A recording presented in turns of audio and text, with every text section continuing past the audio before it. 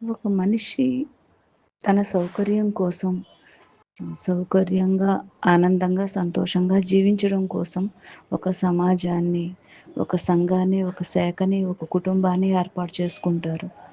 అటువంటిది అది ఎట్లా తయారైందంటే బలవంతంగా వాటిల్లో బంధించి ఉంచాలి.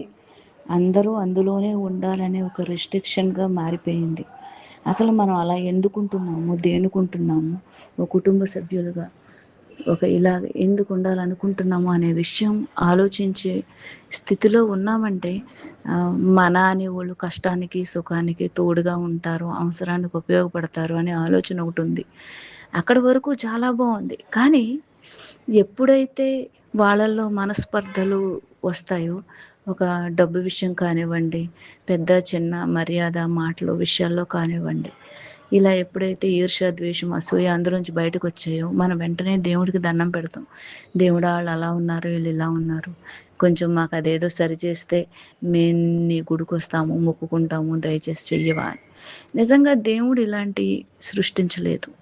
మన సౌకర్యం కోసం మనం క్రియేట్ చేసుకుని అది సరిగ్గా లేకపోతే సహనం, ఓర్పు, మాట్లాడే విధానం అర్థం చేసుకుని ఒకళ్ళకొకళ్ళు అర్థమయ్యేలా చెప్పుకుంటే సరిపోతుంది.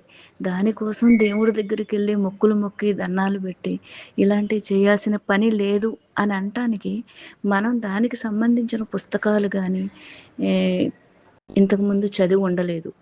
ఇలా ఉండాలని చెప్పేవాళ్ళు కూడా మనకెవరూ లేరు. పెద్దవాళ్ళు అని కోపం, ఆవేశంతో ఏదో అంటారు. ఏదో చిన్న పిల్లలు ఆళ్ళలాగే ఉంటారు. ఉడుకు, దుడుకు స్వభావం అని చెప్పి సరిపెట్టేస్తుంటారు. అసలైందేమిటి? దేవుడికి ఎందుకు దండం పెట్టాలి? దండం పెట్టాల్సిన అవసరం ఎంతవరకు ఉంది? అంటే మన శారీరక సౌకర్యాల కోసం మానసికంగా మన ఇష్టాలని ఎదుటి వాళ్ళు గౌరవించాలి, అభిప్రాయాల్ని చూసి స్వీకరించాలి అనే ఆలోచనతో ఉండడం వల్ల మనం దేవుడికి దండం పెడుతున్నాం తప్ప అసలు దేవుడు అనేవాడు ఎందుకు, దేనికి అనేది మనకు అర్థం కాదు, మనకి తెలియలేదు.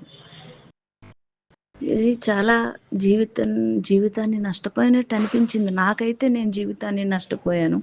100% ఒక మనిషి మనం మంచిగా, నీతిగా ఉన్నా సరే మనల్ని ఇబ్బంది పెడుతున్నారు, బాధ పెడుతున్నారంటే అప్పుడు దేవుడు కనిపించాడు. ఎందుకిలా దేవుడి వైపు దృష్టి తిప్పడం జరిగింది. దేనికి అంటే ఇదేమీ కాదు. వాళ్ళ యొక్క అహంకారాన్ని, ఈగోని సాటిస్ఫై చేసుకోవడానికి మనుషులు అట్లా చేస్తూ ఉంటారు. మనకి ముందు దేవుణ్ణి ఎందుకు దండం పెడుతున్నామో తెలియాలి. శారీరక సౌకర్యమా, మానసిక సౌకర్యమా, అహంకారం, పొగరు, ఈర్ష్య అన్నీ పోతే మానసిక సౌకర్యం వస్తుంది. ముందు దాన్ని సంపాదించాలి. ఓం శ్రీ గురు రమణ.